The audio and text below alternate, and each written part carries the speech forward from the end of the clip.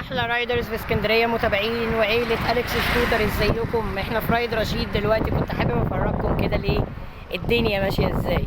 بصوا يا جماعه، ما شاء الله، بصوا الهوندا. اوه، بعده بقى البوليفارد، حاجه كده ايه بقى، مش عايزه اقول لكم طبعا، تمام، غني عن التعريف.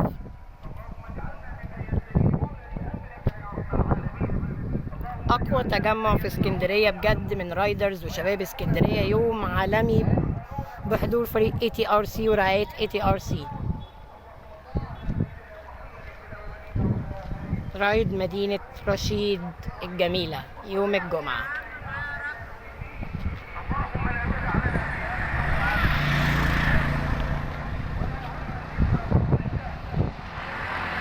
تعالوا بقى اوريكم مفاجاه بقى، تعالوا بقى اوريكم مفاجاه بقى.